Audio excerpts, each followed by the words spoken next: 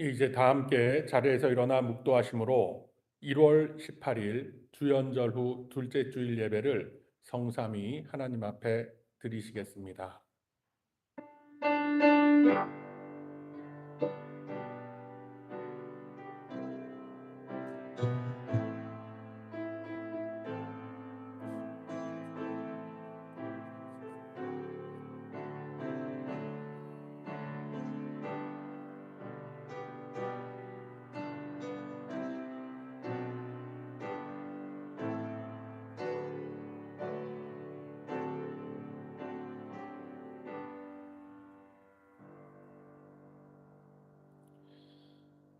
우리의 소망과 기쁨의 근원이 되시는 존귀하신 아버지 하나님, 오늘 이 아침 주님의 귀한 부르심을 따라 이 자리에 모인 주의 백성들 주 앞에 예배드리고자 섰사오니 오직 성령의 충만함으로 함께하여 주옵시고 주님께는 영광이 되고 우리 모두에게는 은혜와 기쁨이 넘치는 거룩한 이 예배의 한 시간이 되게 하여 주시옵소서.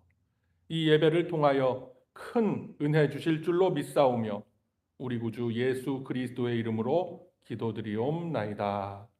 아멘.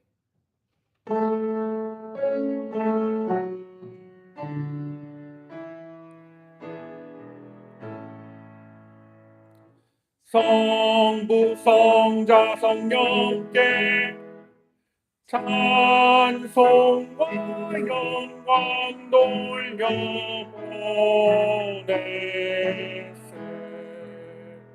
대초로 지금까지 또 영원 무궁토록 성삼위께 영광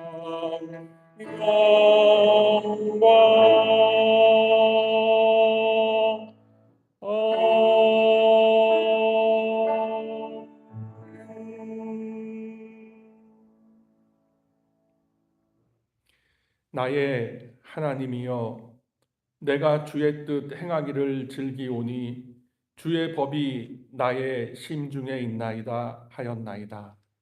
내가 많은 회중 가운데에서 의의 기쁜 소식을 전하였나이다. 여호와여, 내가 내 입술을 닫지 아니할 줄을 주께서 아시나이다. 내가 주의 공의를 내 심중에 숨기지 아니하고 주의 성실과 구원을 선포하였으며 내가 주의 인자와 진리를 많은 회중 가운데에서 감추지 아니하였나이다. 여호와여, 주의 긍휼을 내게서 거두지 마시고 주의 인자와 진리로 나를 항상 보호하소서. 아멘. 이제 다 함께 사도신경으로서 우리의 신앙을 고백하시겠습니다. 전능하사 천지를 만드신 하나님 아버지를 내가 믿사오며 그 외아들 우리 주 예수 그리스도를 믿사오니 이는 성령으로 잉태하사 동정녀 마리아에게 나시고 본디오 빌라도에게 고난을 받으사 십자가에 못 박혀 죽으시고 장사한 지 사흘 만에 죽은 자 가운데서 다시 살아나시며 하늘에 오르사 전능하신 하나님 우편에 앉아 계시다가 저리로서 산 자와 죽은 자를 심판하러 오시리라. 성령을 믿사오며 거룩한 공회와 성도가 서로 교통하는 것과 죄를 사하여 주시는 것과 몸이 다시 사는 것과 영원히 사는 것을 믿사옵나이다. 아멘. 이제 다 함께 찬송가 276장 아버지여 이 죄인을 우리 함께 찬송 올리시겠습니다.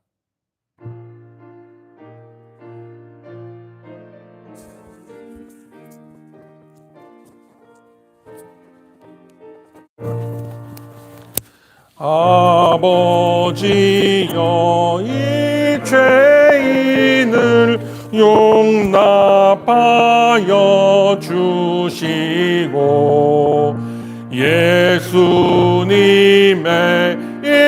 이름으로 구원하여 주옵소서. 아버지를 떠나 산지 벌써 오래되었고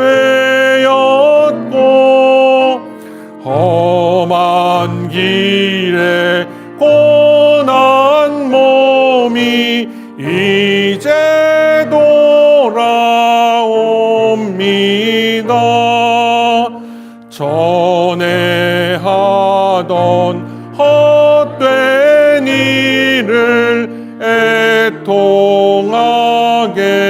여기고 겸손하게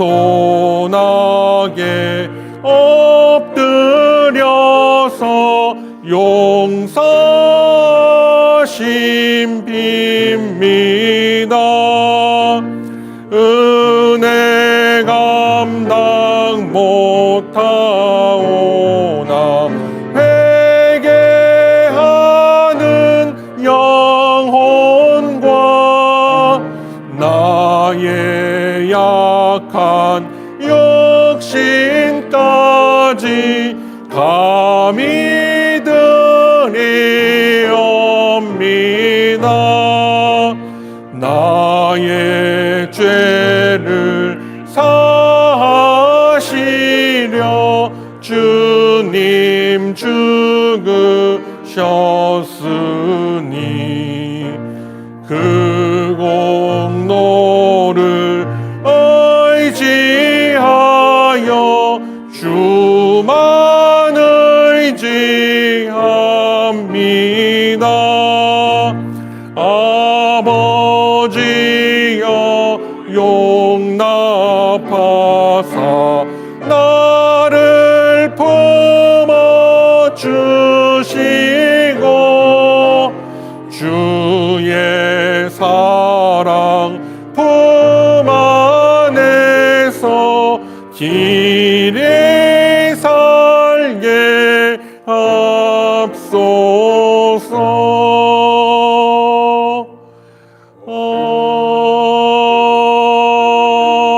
아멘.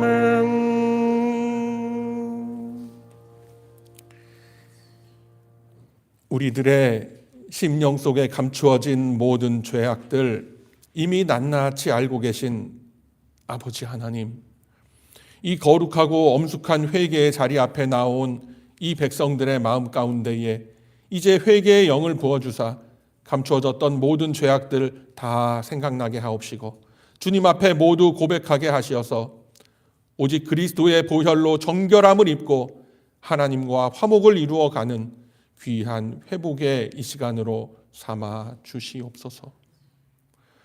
이제 각자 마음속에 있는 하나님과 자신만이 아는 죄를 고백하며 회개하는 시간을 갖도록 하겠습니다. 주여 아버지와 한 주간 저희들 살아갈 삶마다 다시 한번 아버지와 주님 앞에 다짐했었던 저희들의 연약했던 약속들을 아버지와 이제 모두 다 이루도록 하심을 다시 한번 주님 앞에 고백합니다. 아버지, 저희들의 연약한 죄악들 주님이 아십니다. 아버지와 저희들의 부정했던 입술들, 아버지와 저희들의 부정했던 손길들과 아버지와 그 발걸음을 아버지와 주님이 다 아십니다. 아버지는 이 시간 성령 아버지와 저희들의 마음을 어루만져 주시고 아버지 온전한 마음으로 주님 앞에 아버지 저여서야 주옵소서. 아버지 아버지와 거룩한 이 아침에 진정으로 주님 나라를 보고 나아갈 수 있는 아버지와 저희들의 회개하는 심령이 되게 하옵소서. 아버지와 주께서 흘려주신 그 보혈의 대속의 피로 아버지 이제 저희들의 심령을 닦아주옵시고 깨끗이 용서하여 주시옵소서. 아버지 주여 용서하여 주시옵소서. 아버지 용서하여 주시옵소서. 깨끗이 닦아 주시옵소서.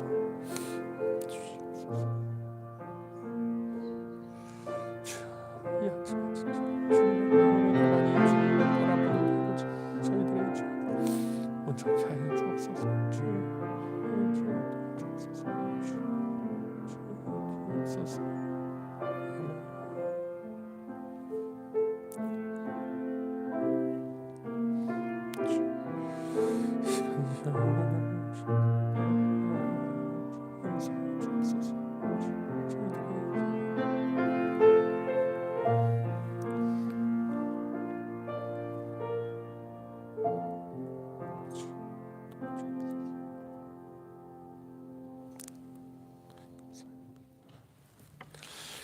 이제 다 함께 주보에 있는 우리 공동체의 회개기도 함께 올리시겠습니다.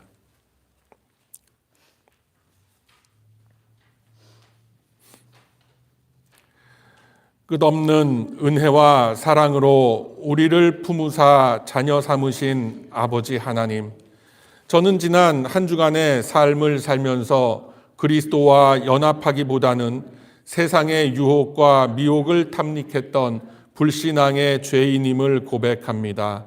이제 주님 앞에 저의 죄를 고백하며 회개하오니 이 죄인을 용서하여 주시옵소서. 예수 그리스도의 이름으로 기도하옵나이다. 아멘. 이제 예수 그리스도의 거룩한 부르심을 입어 이 자리에 선 저는 우리가 우리의 죄를 고백할 때에 우리의 죄를 사하시고 모든 불의함으로부터 우리를 깨끗게 하실 하나님의 크신 은혜로서 이 시간 죄를 고백한 모든 심령들 깨끗이 죄사함 받았음을 성부와 성자와 성령의 이름으로 선포합니다. 아멘. 교독문 함께 교독합니다. 거룩하다, 거룩하다, 거룩하다. 주 하나님 곧 전능하신 이여, 전에도 계셨고 이제도 계시고 장차 오실 이시라. 주 하나님 곧 전능하신 이시여, 하시는 일이 크고 놀랍시도다. 만국의 왕이시여, 주의 길이 의롭고 참되시도다. 주여, 누가 주의 이름을 두려워하지 아니하며 영화롭게 하지 아니하오리이까. 오직 주만 거룩하시니이다. 주의 의로우신 일이 나타났으니 주께 경배하리이다. 우리 주 하나님이여, 영광과 존귀와 권능을 받으시는 것이 합당하오니 주께서 만물을 지으신지라. 만물이 주의 뜻대로 있었고 또 지으심을 받았나이다. 보좌에 앉으신 이와 어린 양에게 찬송과 존귀와 영광과 권능을 세세토록 돌릴지어다. 아멘. 찬송과 영광과 지혜와 감사와 존귀와 권능과 힘이 우리 하나님께 세세토록 있을지어다. 아멘.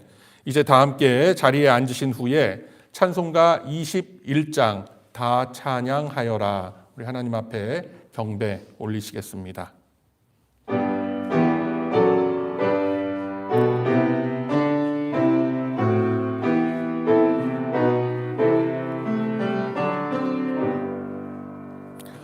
다 찬양하여라,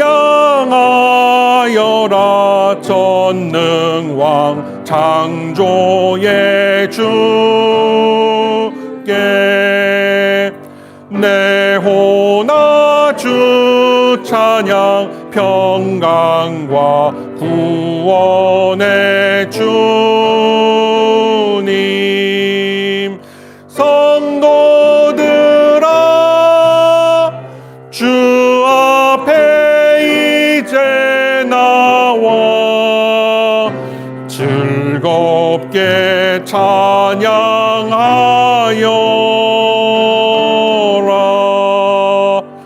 다 찬양하여라,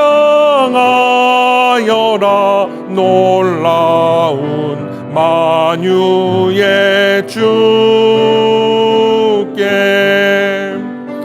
포근한 날개 밑 늘 품어 주시는 주님.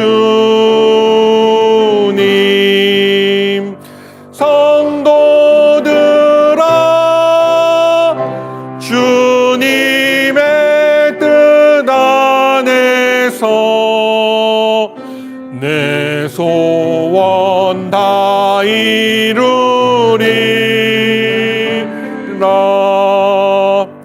다 찬양하여라,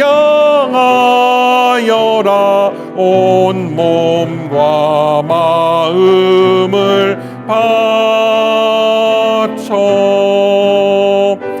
이 세상 만물이 주 앞에 다 나와 찬양. 성도들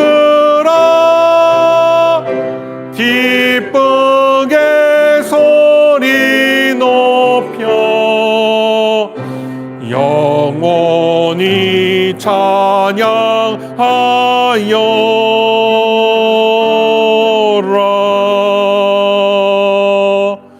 아멘.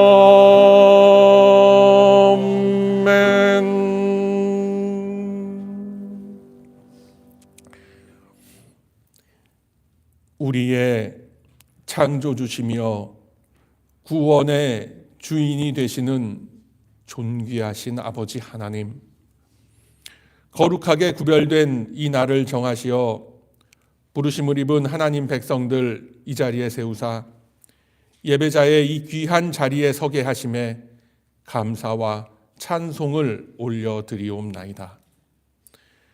한 주간 동안 세상의 세파와 시름 속에 잠겨 있었고 또한 많은 상처와 연약함으로 지치고 고단한 심령을 들고 주 앞에 나왔사오니 이제 말씀의 위로와 도전을 허락하시어 오직 성령의 충만한 은혜로 다시 한번 재충전을 하고 주어진 일상으로 나아갈 수 있는 귀한 이 지체들이 다 되게 하여 주시옵소서.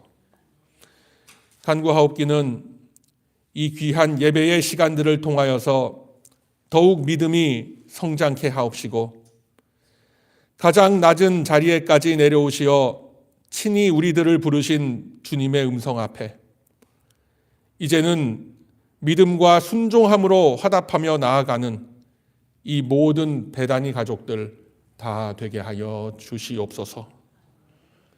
이 시간 저희들의 마음이 하나가 되게 하옵시고 주님 앞에 하나 된 입술이 되게 하사 저희들이 올려드리는 기도의 간구가 주님의 보좌를 움직여 이 땅에 놀라운 응답의 체험을 누리는 우리의 기도와 간구가 되게 하여 주시옵소서. 특별히 병약한 우리의 지체들을 위하여 간구하오니 이들의 몸과 마음 속에 먼저 굳은 믿음을 허락하여 주옵시고 주님께서 함께 하시며 붙들어 주신다는 그 확신 속에서 몸과 마음의 모든 어려움들을 이겨낼 수 있는 큰 은혜를 허락하여 주시옵소서. 병상에 있는 지체를 긍휼히 여겨 주옵시고 이제 주님의 치유하심과 위로하심만을 기다리는 그 자리에 주님의 역사하심이 일어나기를 간절히 바라옵고 또 원하옵나이다. 모든 악한 세포들이 이제 다 도말되게 하옵시고 모든 건강의 수치들이 되돌아오게 하사 주님의 도우심과 주님의 일하심이 증명되는 놀라운 역사를 이루어 주시옵소서. 이로 인하여 주님께 영광 돌리는 찬송의 소리가 더욱 크게 넓게 울려 퍼지는 우리의 이 지경들이 다 되게 하여 주시옵소서. 오늘 미참한 우리의 지체들을 기억하여 주옵시고 이 시간과 공간 속에 온라인으로 참여하고 있는 백성들 위에도 동일한 복과 은혜로 충만케 하여 주시옵소서. 귀한 이 시간, 이 자리, 어떠한 악한 세력들, 어둠의 것들 틈타지 못하도록 주께서 지키고 보살펴 주옵시고 돌보아 주시옵소서. 마치는 시간까지 모든 영광 홀로 받으실 줄로 믿사오며 이 모든 말씀 우리 구주 예수 그리스도의 이름으로 감사하며 또 간절히 기도드리옵나이다. 아멘.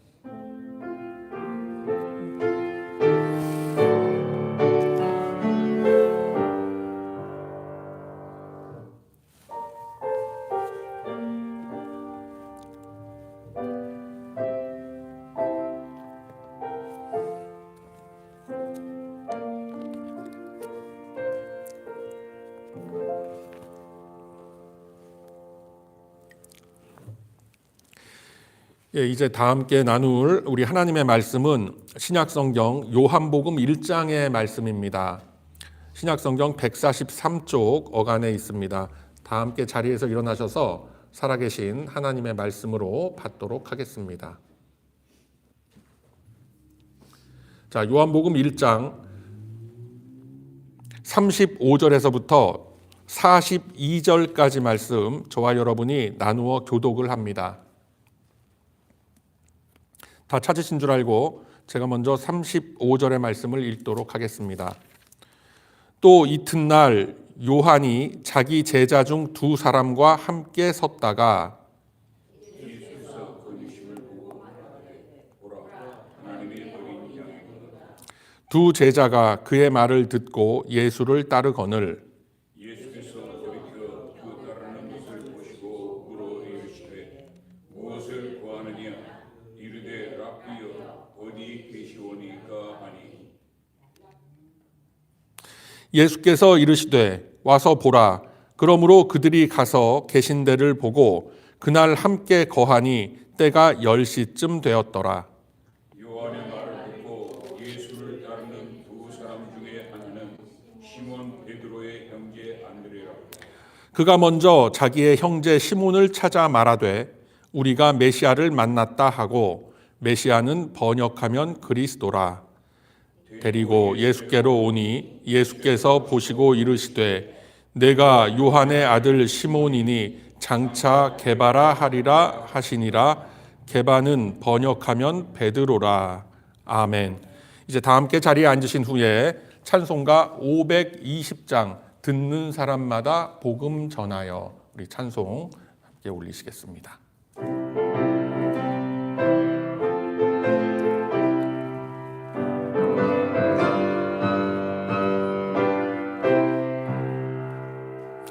듣는 사람마다 복음 전하여 복스러운 소식 두루 퍼치세. 모든 사람에게 전할 소식은 어느 누구나 오라. 어느 누구나 주께 나오라. 어서 와서 주의 말씀 들으라. 하늘 아버지가 오라 하시니 어느 누구나 오라. 오는 사람들은 지체 말고서 문 열었을 때에 들어오시오. 생명길은 오직 구주 예수니 어느 누구나 오라. 어느 누구나 주께 나오라. 어서 와서 주의 말씀 들으라.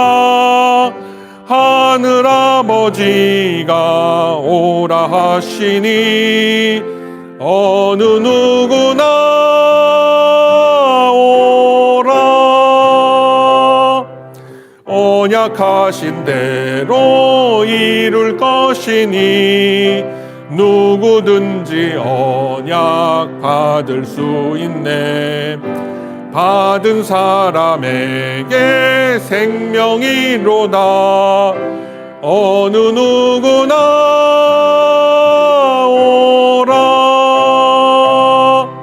어느 누구나 주께 나오라. 어서 와서 주의 말씀 들으라. 하늘 아버지가 오라 하시니 어느 누구나 오라. 아멘. 아멘. 자비로우시고 은혜로우신 아버지 하나님, 이 귀하고 복된 예배의 자리에 저희들을 불러 모아 주옵시고 또 이렇게 귀한 말씀의 강단 앞에 저희들 모여들게 하심에 감사드리옵나이다. 말씀을 받는 이 거룩한 회중들의 마음의 문을 주께서 활짝 열어주옵시고 선포되는 모든 말씀 아버지의 음성으로 영의 양식으로 이 백성들의 심령 속에 깊이 스며들 수 있는 놀라운 역사를 허락하여 주시옵소서.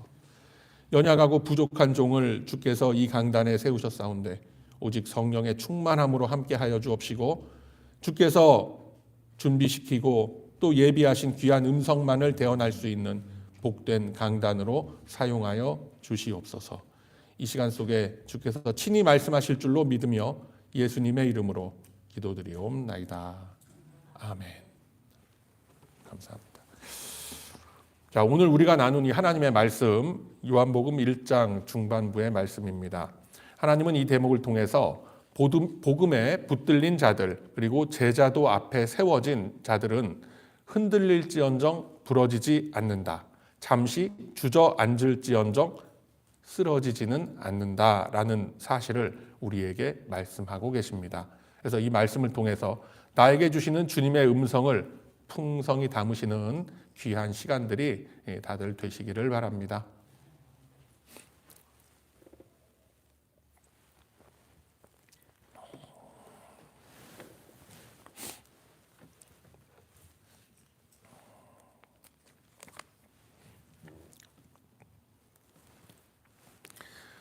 여러분, 우리 예수님은 가장 낮은 죄인의 자리까지 내려오셔서 세례를 받으심으로 요단강에서 갈보리 십자가로 연결되는 구원의 여정을 여셨습니다. 본문은 세례를 받으신 예수님은 제자들과의 만남을 통해서 제자도라는 것의 첫 걸음을 보여주고 계십니다. 하나님은 반복해서 같은 표현을 우리 사용케 하십니다.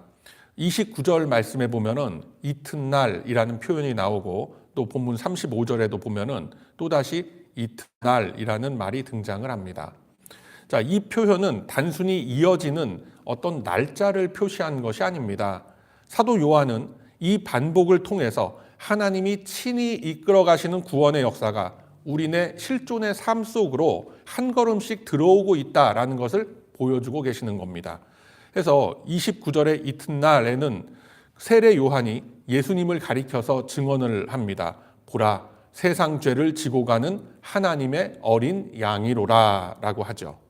여기서 우리가 좀 하나 기억해야 될 부분이 있는데, 이 보다, 보라 하는 어떤 이런 그 의미가 너의 삶과 너의 사유, 그러니까 생각을 가지고 들어와서 나와 함께 거하며 깨달아 알라라는 초대의 의미인 것입니다. 영어 성경에 behold, 그냥 뭐 look, 저거 좀 한번 쳐다봐라, 이런 의미로만 치부할 수 없는 의미가 보라라는 의미인 것입니다.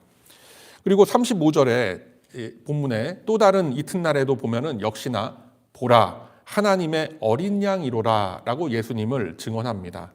그래서 이 증언을 들은 세례 요한의 제자들이 이제까지는 먼 발치에서 바라보던 예수님을 이제는 직접 따르기 시작합니다. 제자들의 이 변화는 중요한 사건입니다. 그저 말로서만 증언을 듣던 자리에서 이제 만나서 인간적이고 인격적인 관계를 맺어가는 것으로 변해가고 있는 겁니다.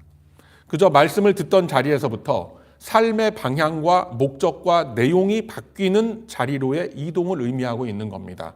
그리고 세례 요한의 이 증언을 들은 두 제자가 예수님을 따르기 시작합니다. 그때 예수님께서 뒤돌아서서 자신을 따르려고 나선 그들에게 묻습니다. 무엇을 찾느냐라고 묻죠. 이 질문은 단순한 호기심의 질문이 아닌 겁니다.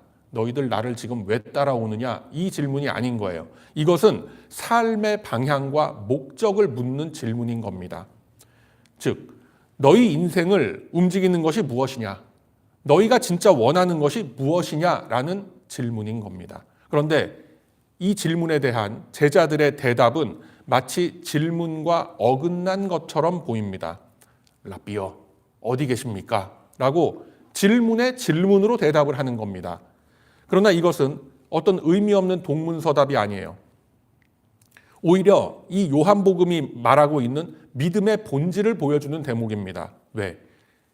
이 세례 요한의 제자들은 아직까지 자신들의 신앙을 설명할 수 있는 언어가 없었던 겁니다.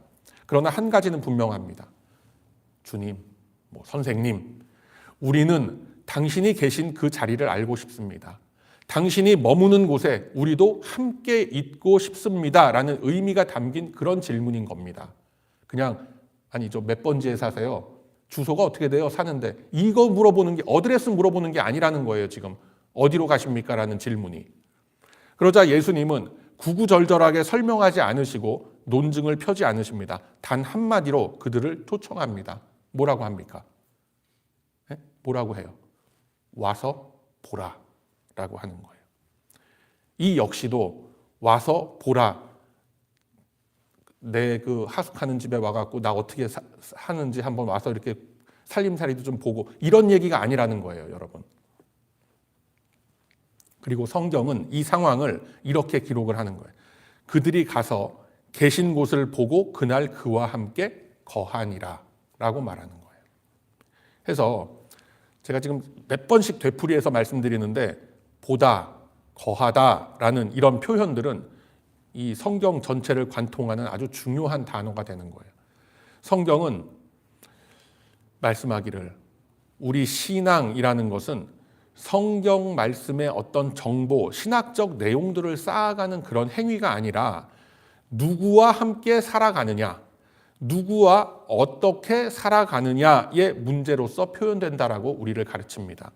그래서 이 제자들은 예수님에 대해서 더 많이 알기 전에 예수님과 함께 머물기 시작하는 겁니다. 그리고 그 머무름이 바로 그들의 영혼을 바꾸고 인생을 바꾸기 시작하는 겁니다. 자, 여기서 안드레가 가장 먼저 자기 형 시몬에게 갑니다. 뭐 이렇다 저렇다 설명하지 않고 논리적으로 뭐 설득하고 그러질 않습니다. 그렇지만 강력한 한마디를 자기 형한테 전하죠. 우리가 메시아를 만났다라고 한마디 하는 거예요. 더 이상의 설명과 더 이상의 설득과 논증과 이해가 필요하지 않은 중요한 외침인 거예요. 우리가 메시아를 만났다. 그토록 기대했고 기다려왔고 사모해온 메시아 그리스도를 드디어 만난 겁니다. 이 한마디 속에 그들이 가지고 있었던 모든 이해와 감정과 역사 속에 지나왔던 모든 인생의 그 시간들이 다 녹아 들어가 있는 거예요. 자, 그러면은 이 시점에서 현대를 살아가는 우리는 어떻습니까? 지금의 우리들은 뭐 예수님을 만난다, 하나님의 임재를 체험한다라는 이런 거에 대해서 사실은 별다른 감흥이 없는 경우가 참 많습니다. 대개는 종교적 감수성이 담긴 표현으로서 그렇게 얘기를 하고 말 뿐이에요. 그러나 본문 속 그들의 외침은 그냥 감정이 북받쳐 올라와서 나온 말이 아니었습니다. 우리가 메시아를 만났다라는 이 한 어절, 이 한 문장은 무엇인가를 내가 느꼈다라는 그 고백이 아니라 바로 내 인생의 기준점이 A에서부터 B로 이동했다라는 거예요. 메시아를 만났다라는 말은 내가 가지고 있는 현실과 내면의 문제들이 다 사라졌다라는 그런 말이 아니라 내 현실에 내 인생의 문제를 해석하는 나의 중심이 새로워졌으며 인생이라는 이 시간을 대하는 나의 관점과 나의 태도가 달라졌다라는 뜻이었기 때문에 뭐 더 이상의 말이 필요가 없는 겁니다. 그래서 이 안드레는 설명하지 않은 거예요. 그런데 여기서 여러분, 우리가 한 가지 이제 오해하지 말고 좀 짚어가야 될 중요한 지점이 있는 게, 이 제자들은, 예수님을 만난 사람들은 삶의 중심이 바뀌었다, 다시 그 옛사람의 모습으로 돌아가지 않았다라고 지금 말씀을 나눴는데, 그러면 이제 뭐가 좀 모순이 되는 것 같죠? 요한복음 21장을 보면은 예수님의 부활 이후에 제자들이 다시 갈릴리로 돌아가서 고기 잡으러 가는 장면이 나옵니다. 시몬 베드로가 그렇게 말하죠. 아, 나는 그저 고기 잡으러 갈 터이니 가겠다. 그러니까 주변에 있던 다른 제자들도 아, 우리도 함께 가겠다. 그리고 다시 물고기 낚는 그 어부의 자리로 되돌아가죠. 그러면은 이런 장면은 지금 나눈 요한복음 1장의 이 말씀과는 모순되는 그런 상황이란 말인가? 모순되지 않습니다, 여러분. 오히려 이것이 바로 제자도의 현실을 가장 정확하게 보여주는 장면이 되는 거예요. 다시 말해서 제자됨이 이루어지는 그 과정을 나타내는 것으로서 우리는 이해하는 겁니다. 제자들은 다시 배를 탔고 그물을 잡았습니다. 손에 익었고 몸이 기억하고 있는 그런 일들을 다시 시작한 겁니다. 사람을 낚는 어부가 아니라 진짜 물고기 잡는 그 어부의 자리로 그냥 되돌아가 버린 겁니다.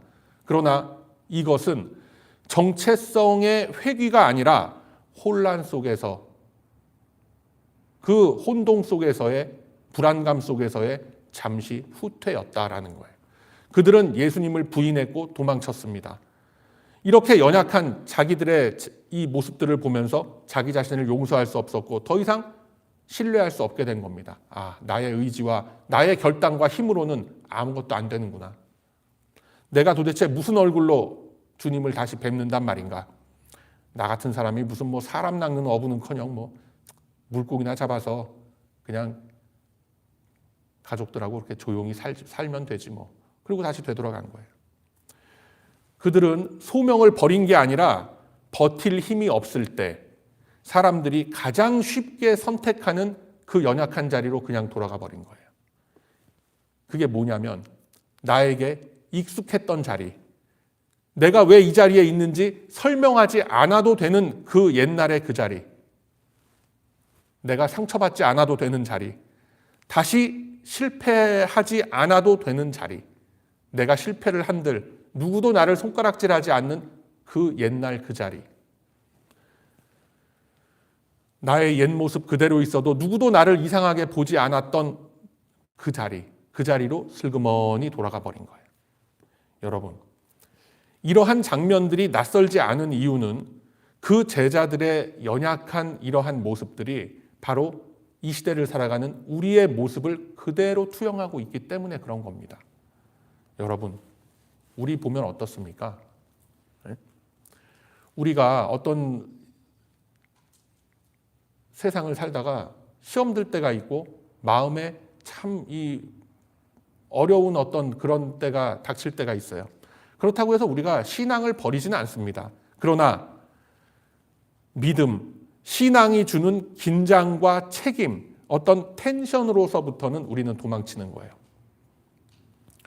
인생에 어려운 고난이 닥쳤다고 해서 우리가 하나님을 부인하지는 않습니다.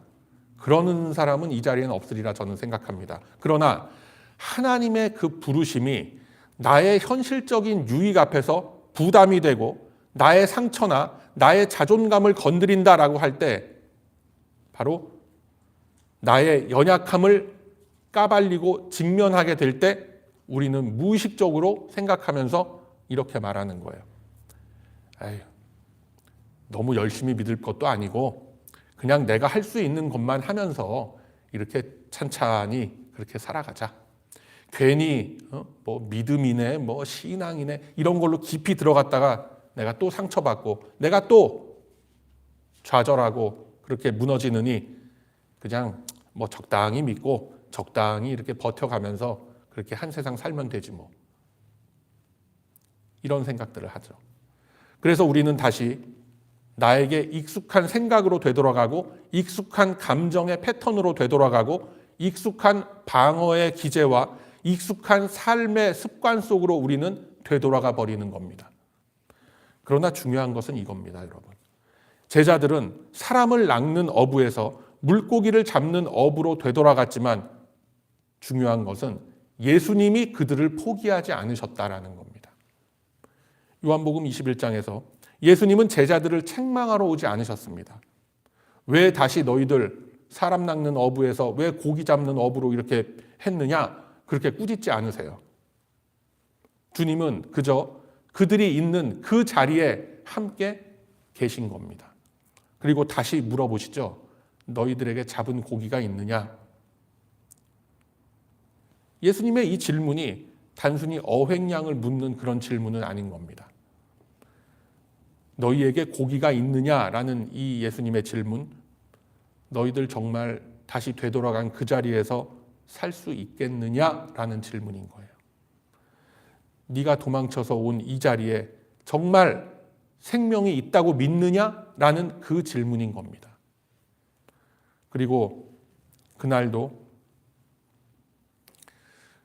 그물은 예수님의 말씀 없이는 텅 빈 그물일 수밖에 없었다라는 것을 우리가 다 알고 있는 겁니다.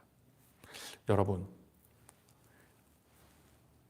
이러한 것이 바로 제자도의 현실입니다.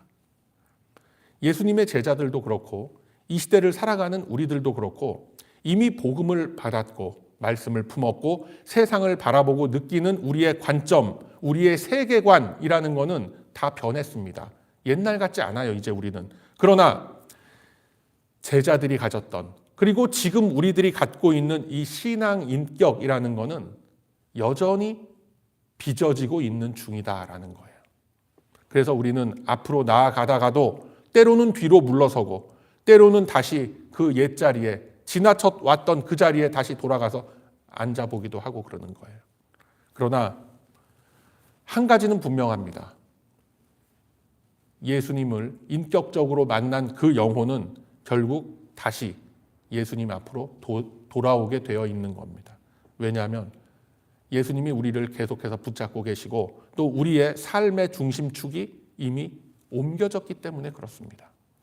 그래서 오늘 우리에게 이 믿음의, 신앙의 변화가 더디게 보인다라고 하면, 우리의 신앙의 성장이 느리게 보인다라고 한다면 그거는 우리가 실패했다라는 증거가 아니라 하나님께서 여전히 우리를 다루고 계신다라는 증거가 되는 겁니다.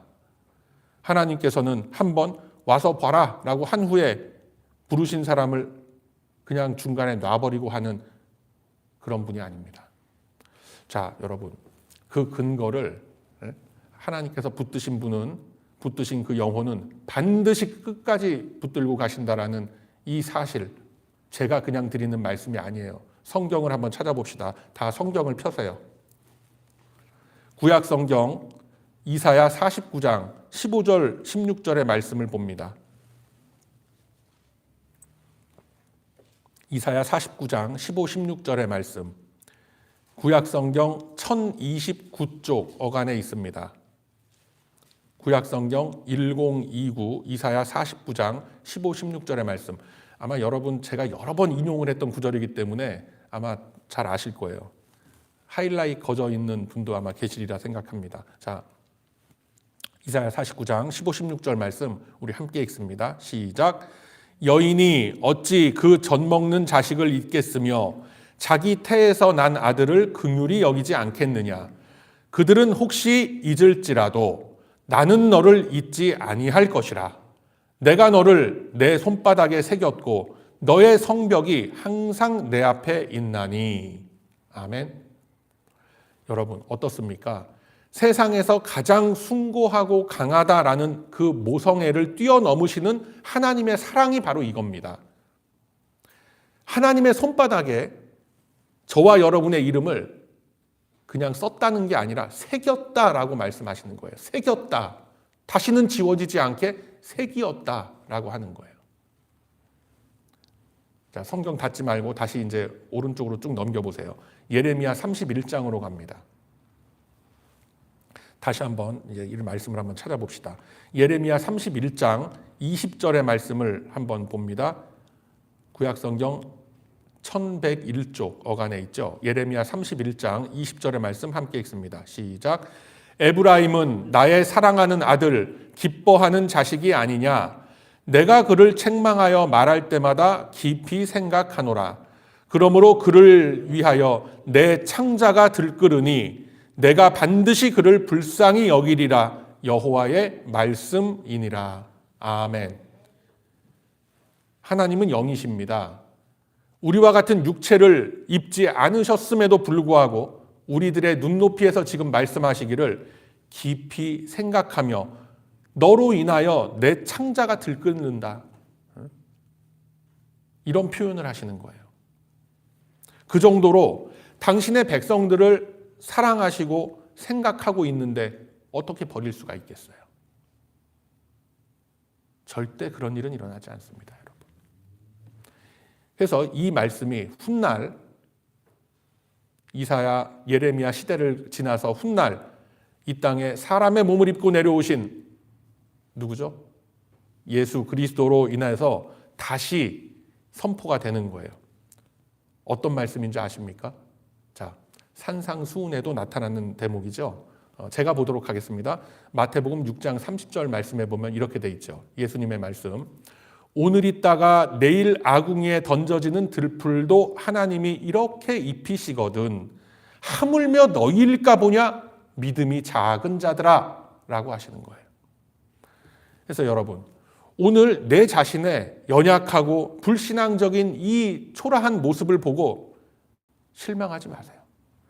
다시 우리가 고기 잡는 배에 올라가 있는 것 같아도, 다시 그물을 손질하고 있는 것 같아도 그 자리가 우리들의 최종 거주지는 아니다라는 것을 꼭 기억하시기를 바랍니다. 주님은 오늘도 우리의 이름을 부르시면서 우리의 삶의 중심을 다시 당겨주시고 계신 거예요. 나를 따르라 라고 하시는 거예요. 그 부르심 앞에서 다시 한번 우리의 삶의 방향이 재정렬되기를, 그래서 오늘도 우리 그리스도와 함께 살아가는 자리로 돌아가기를 주님의 이름으로 축복합니다. 아멘. 자, 그렇다면 하나님께서 나를 찾아오셔서 이처럼 어려운 상황과 연약한 조건을 보시는 것이 아니라 우리와 맺어주신 언약에 따라서 반드시 그 결과를 내가 만드는 게 아니라 하나님께서 만들어주시는 분이라고 할 때에 우리들은 무엇을 근거로서 그 결과를 확신할 수 있단 말인가? 자, 앞서 말씀드렸다시피 예수님이 우리를 찾아오셔서 부르시고 우리가 주님과 동행하는 삶을 살아간다라는 것이 우리의 정체성이 바뀌는 것이다 라고 제가 설명을 했습니다. 그 정체성이 바뀌기 때문에, 즉 이제까지 내가 속해 있던 그 소속 집단이 바뀌기 때문에 그 울타리 안에 머무는 이상 나의 현재 처지에 관계없이, 나의 상황과 형편과 조건에 상관없이 주님은 우리를 붙들고 계신 거예요. 자, 그 증거가 바로 오늘 본문 42절입니다. 하반절에 본문 42절, 다시 요한복음 1장으로 돌아오세요. 하반절 말씀을 보면 내가 요한의 아들 시몬이니 장차 게바라 하리라 하시니라. 게바는 번역하면 베드로라. 그러니까 요한의 아들 시몬이지만 너는 장차 베드로로 바뀔 것이다 라고 말씀하시는 거예요. 요한의 아들 시몬이라는 것은 그 소속 가문과 그에 따른 그 사람의 그 사회적 지위를 말해주는 그 당시의 호칭이었습니다. 성경에 등장하는 인물들이 대부분 여러분 다 아시잖아요. 어떤 소개와 함께 등장을 하느냐면 거의 언제나 누구의 아들, 누구의 증손, 누구의 현손 뭐 이렇게 하면서 등장하는 걸 우리가 역사서를 통해서도 뭐 많이 보지 않습니까? 즉 이제까지는 육신의 가족에 따른 혈연에 묶여있던 존재가 그리스도 보혈의 혈통 안으로 들어오게 되는 그 존재의 변화가 일어나게 되는 겁니다. 성도라고 불리는 이 값진 소중함과 이 막중한 무게감을 안고 살아가는 전혀 다른 존재가 되는 겁니다. 요한의 아들 시몬에서 베드로라고 변하는 것은 이제 그가 여전히 요한의 가문, 그 집안 아들이긴 하지만 그보다 더 높은 가치와 가문, 즉 하나님의 가문의 아들로 입적한 존재가 되었다라는 것을 나타내는 겁니다. 그러니까 이 인간적 혈통이라는 소속 집단에서 하나님의 혈통 속으로 들어갔음을 보여주고 있는 겁니다. 그렇기 때문에 앞서서 우리들이 확인한 모든 말씀의 이 수혜자, 그러니까 세상의 부모는 너를 잊을 망정 나는 너를 잊지 않겠다. 내 손바닥에 너의 이름을 새겼다. 너를 생각하며 내 창자가 들끓는 것 같다 하는 이런 말씀들의 그 수혜자가 바로 저와 여러분이 되는 그 자격을 얻는 거예요. 어떻게? 우리가 예수 그리스도를 통해서 하나님의 혈통 속에 입적이 되었기 때문에 그렇다라는 거예요. 본문에 등장하는 이 베드로뿐만이 아니라 이 시대를 살아가면서 예수 그리스도를 나의 구세주로, 나의 주인으로 고백하는 모든 심령들은 모두 다 이 언약의 수혜자가 된다라는 것을 여러분 꼭 기억하시기를 바랍니다. 그런데 문제는 하나님께서 이렇게 우리를 붙들고 계심에도 불구하고 이 현실을 살아가는 저와 여러분의 이 모습, 언제나 제자리 걸음 같고 하나님으로부터 더 그냥 가면 갈수록 가까이 가는 게 아니라 더 멀어지는 것 같은 그런 느낌이 들 때가 많더라는 거예요. 모르겠습니다. 뭐 여러분들은 그런 느낌이 별로 없으시는 것 같은데 저는 참 그런 느낌 많이 받습니다. 참 시험 들 때가 많아요. 이런저런. 그런데 오늘 주님은 이 말씀을 통해서 이 제자도에 세워진 존재들, 이 제자의 길에 세워진 모든 이들은 당장 완성되는 것이 아니라 서서히 성숙되어 간다라는 것을 말씀하고 계신 것입니다. 그걸 어떻게 알 수가 있는가? 본문 42절 하반부의 말씀에서 예수님은 말씀하시길 장차라고 하는 거예요. 넌 지금 이 순간부터 베드로야. 이게 아니라 장차 베드로가 될 것이다 라고 하셨어요. 바로 여기에 우리의 위로가 있는 겁니다. 지금 당장 그냥 내가 변해서 내가 뒤집어져서 믿음의 투사가 되고 앞장서서 막 뜨거운 열정을 가지고 뭔가를 이루어내는 그런 존재가 되지는 않습니다. 긴 인생의 시간이라는 것을 통해서 그 사람의 신앙 인격은 서서히 변화되어지고 또 서서히 익어가고 또 서서히 다듬어지는 겁니다. 그래서 예수님은 당장이 아니라 장차라는 표현을 사용하신 거예요. 그래서 우리 사람이 여러분 다 인생 살아보셔서 알겠지만 어디 후라이팬에 계란 후라이 뒤집듯이 그렇게 뒤집어집니까? 안 돼요, 여러분. 비유를 하자면 우리는 오븐 속에 들어가 있는 터키 같은 존재예요. 익어가는 거예요. 천천히, 서서히. 이게 그냥 제가 하는 얘기가 아니라 이 원리가 거룩한 부르심을 받았던 제자들의 그 삶을 통해서 나타나고 있는 거예요. 자, 다 아시겠지만 마태복음 8장 4절 이하에 보면은 제자들은 누구나 할 거 없이 예수님과 한 배를 타고 다 이동하고 있는 중이었는데 그 밤중에 풍랑이 들이닥치니까 걱정과 염려가 앞서서 예수님을 막 흔들어 깨웁니다. 잠에서 딱 깨어난 예수님이 뭐라고 합니까? 풍랑을 꾸짖어서 잠잠케 하시면서 제자들에게는 뭐라고 하셨습니까? 예? 제자들의 무엇을 지적하셨어요? 예수님이. 누가 말씀하셨어요? 지금 김동선 집사님이. 올해 들어와서 이제 새로운 퀴즈 퀸으로 등극을 하실 것 같습니다. 예, 지금 많이 이렇게 맞춰주고 계세요. 예수님이 지적하시는 거는 우리의 믿음이라는 거예요. 너 왜 구명조끼 안 갖고 와갖고 이게 사람을 불안하게 만들어? 이런 게 아니라는 거예요, 지금. 믿음을 지적하시는 거예요, 예수님은. 예수님의 부르심을 입고 예수님의 그 제자가 된 이후에도 어떻습니까? 그 제자들. 세베대의 아들들, 즉 야고보와 요한이 자기 어머니까지 모시고 와서 예수님에게 인사청탁을 하죠. 주님의 나라가 임하게 되면 나는 좌이정, 얘는 영이정. 그들의 생각으로는, 그 세베대의 아들들 생각으로는 안드레와 이 베드로 형제들한테 어떤 제자들 간의 그 서열에서 조금 밀린다고 생각을 했을 수도 있고, 아직도 그들의 방향과 목적이 여전히 이 세상의 옛 질서와 권세를 잡는 것에 집중되어 있음을 보여주는 결정적인 장면인 거예요. 참, 더 가관인 건 뭔지 아세요, 여러분? 이러한 이들의 모습, 나는 영이정, 얘는 좌이정, 이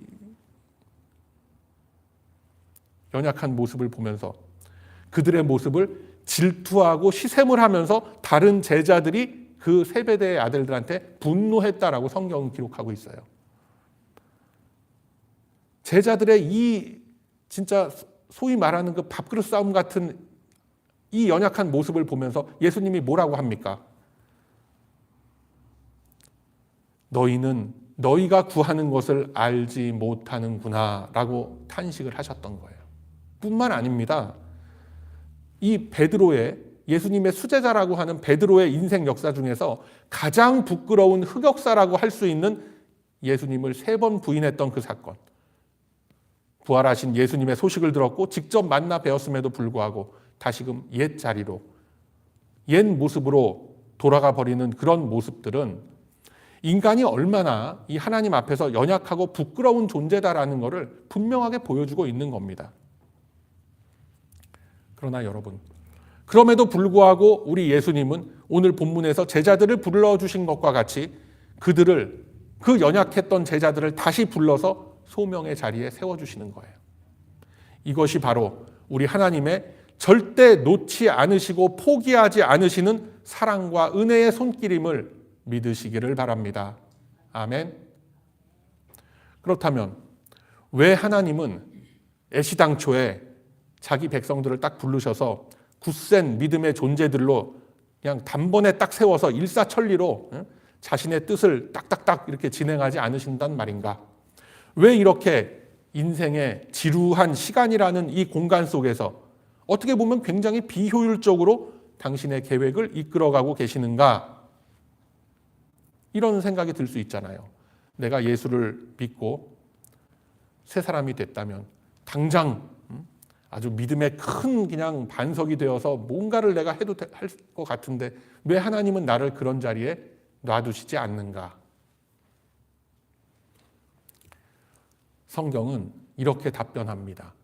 구약 이사야서 40장 말씀에 보면은 제가 보도록 합니다. 이렇게 말씀하세요. 이사야 40장 27절 이하의 말씀에 창조주 하나님께서는 피곤한 자에게는 능력을 주시고 무능한 자에게는 힘을 더하여 주신다. 사람은 누구나 피곤하고 넘어지고 쓰러지지만 오직 여호와를 앙망하는 자는 새 힘을 얻으리니 독수리가 날개치며 올라감 같을 것이요 달려도 곤비치 않을 것이요 걸어가도 피곤치 않을 것이다 라고 말씀하시는 대목이 있습니다. 잘 아실 거예요. 이 말씀을 훗날 먼 훗날 사도 바울이 받아서 이렇게 다시 선포하는 거예요. 한번 여러분 여기는 성경을 찾읍시다. 자, 신약 성경 고린도전서 1장으로 가세요.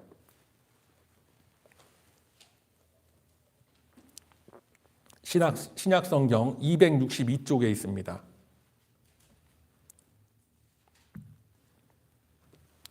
고린도전서 1장 27절에서 29절의 말씀을 함께 읽습니다. 자, 시작.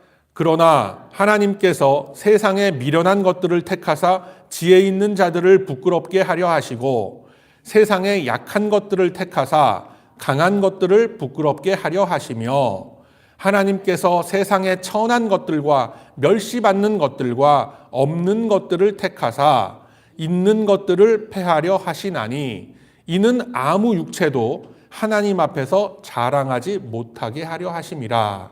아멘. 사랑하는 우리 배단위 가족 여러분, 우리의 신앙은 단번에 완성되는 영웅담이 아닙니다. 넘어졌다가 쓰러졌다가도 다시 계속해서 부르심을 받는 그런 법입니다. 그래서 오늘 이 순간 우리가 아직까지 부족하고 또 아직까지도 많이 흔들리고 아직도 내가 지나왔던 그 옛 습관과 싸우고 있다면 이것은 나의 신앙 인생이 실패했다라는 증거가 아니라 우리가 여전히 주님의 손안에 붙들려 있다라는 증거인 줄로 믿으시기를 바랍니다. 아멘.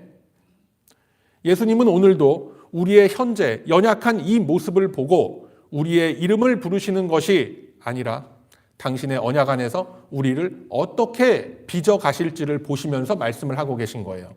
너는 요한의 아들 시몬이니 장차 베드로라 하리라, 게바라 하리라. 똑같은 말이에요. 비록 지금은 우리가 시몬의 모습일지라도 주님은 우리를 통해서 베드로를 보고 계신 거예요. 그러므로 오늘도 이 시간 속에서 다시금 우리 주님 앞으로 나아가시길 바랍니다. 다시 그분과 함께 머무는 그 자리로 돌아오시기를 바랍니다. 그곳이 우리의 출발점이었고 그곳이 우리의 회복의 자리이며 결국 우리 모두가 살아가는 최종 거주지가 될 것이기 때문에 그렇습니다. 그래서 여러분 이제 겸손한 마음으로 한번 돌아봅시다. 나는 누구와 함께 인생을 걷고 있는가? 내 인생의 기준은 어디에 붙들려 있단 말인가?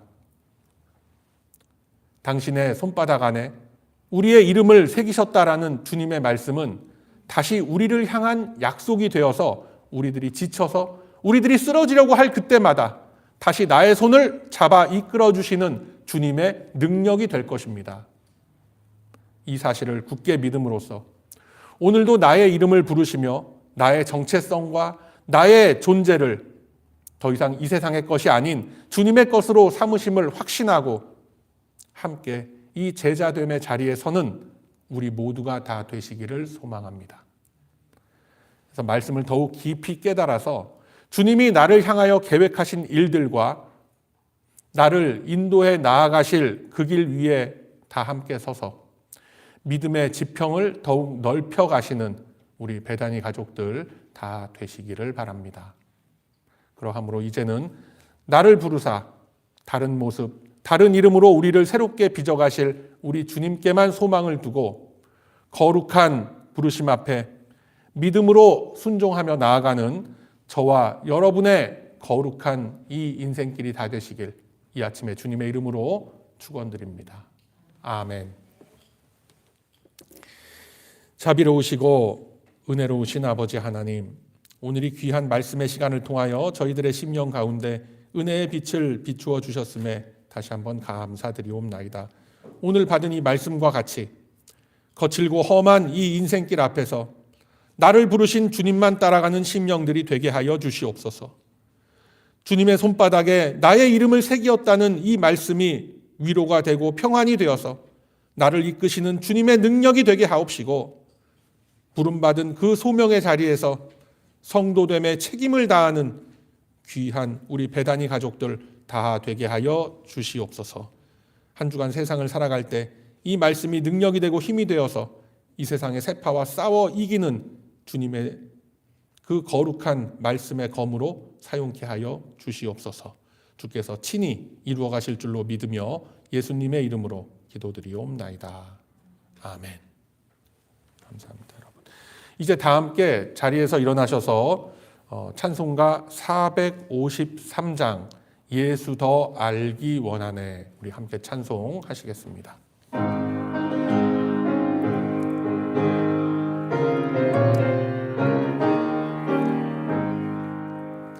예수 더 알기 원하네, 크고도 넓은 은혜와 대속해 주신 사랑을 간절히 알기 원하네.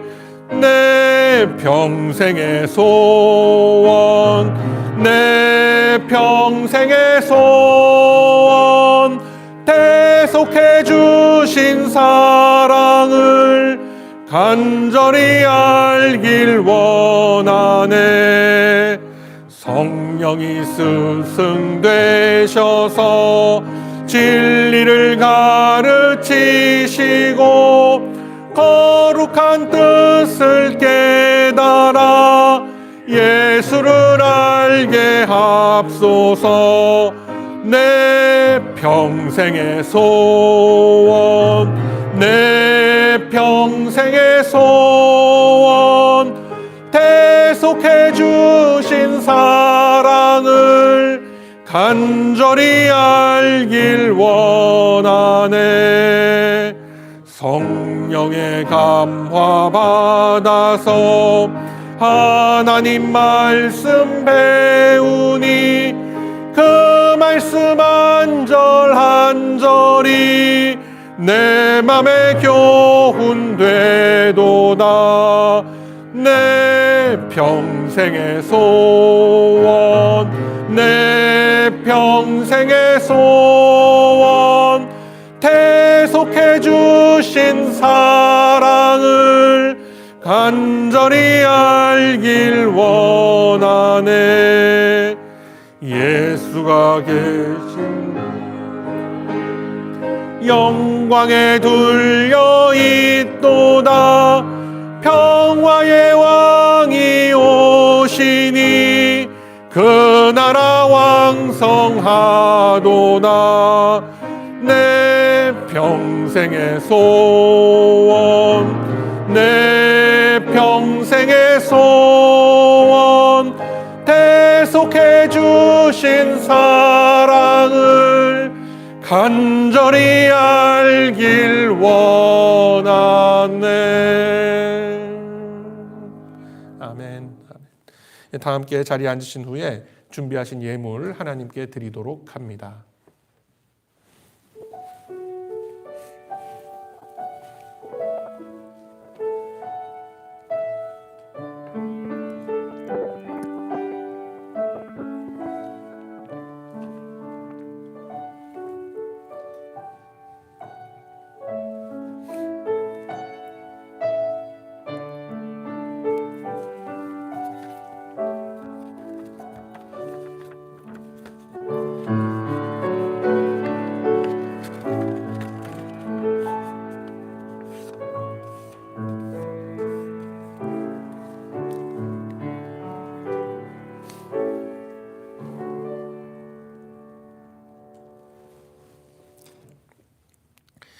사랑과 은혜가 풍성하신 아버지 하나님, 오늘 이 귀한 예배의 자리에 저희들을 불러 모아 주옵시고 빈 마음과 빈손으로 나오지 않게 하옵시고 거룩한 예물을 드리는 이 손길과 심령으로 저희들을 삼아 주셨음에 다시 한번 감사드리옵나이다.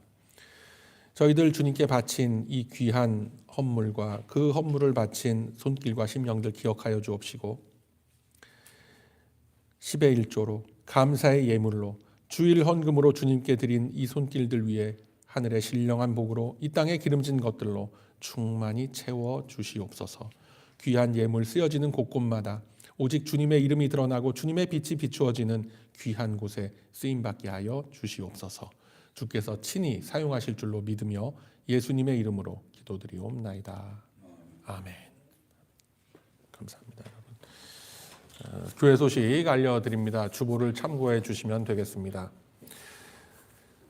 자, 지금 저희 교회에서 계속 이렇게 반주자님을 청빙 중에 있습니다.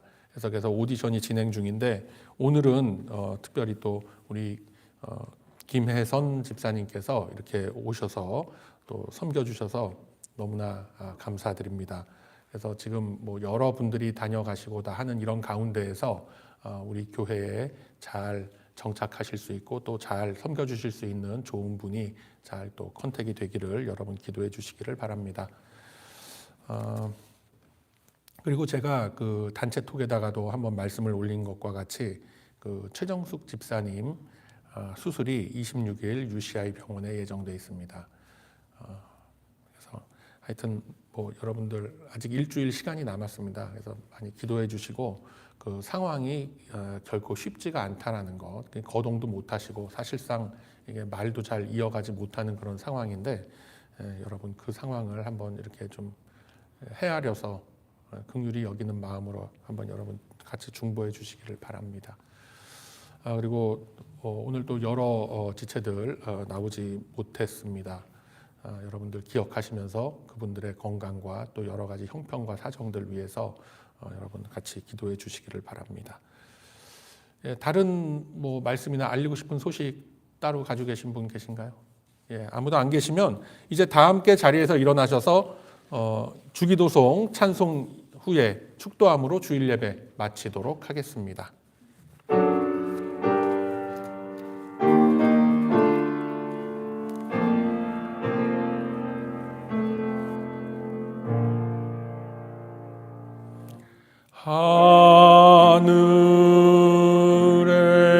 하늘에 계신 아버지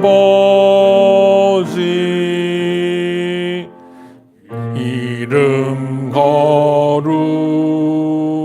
거룩하사 주님 나라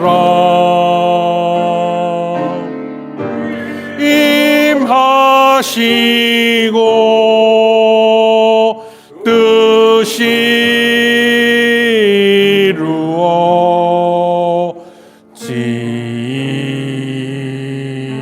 이루어지이다.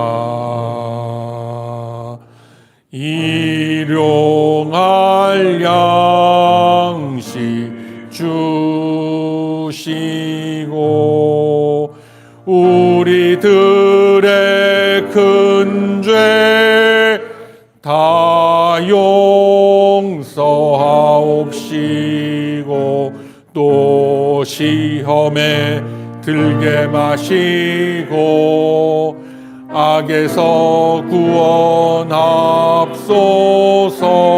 대개 주의 나라 주의 권세 주의 영광 영원히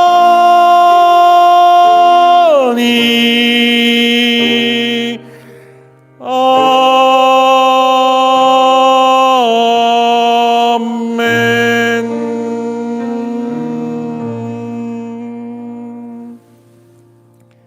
이제는 우리 구주 예수 그리스도의 은혜와 하나님 아버지의 무한하신 사랑과 보혜사 성령님의 위로 충만 교통 인도하심이 내 삶의 자리까지 내려오셔서 나를 제자 삼으신 우리 주님만을 따르기로 결단하고 다짐하는 이 거룩한 하나님 백성들의 머리 위에와 이들의 가정과 직장과 삶의 모든 터전 위에 이제로부터 영원 무궁토록 함께 있을지어다. 아멘.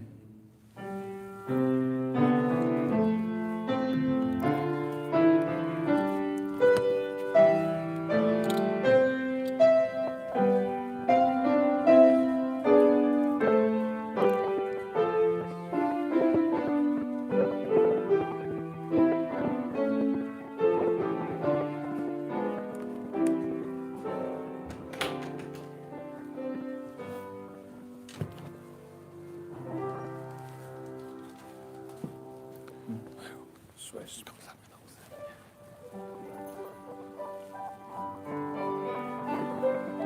아이고, 되게 잘 지냈어요? 네?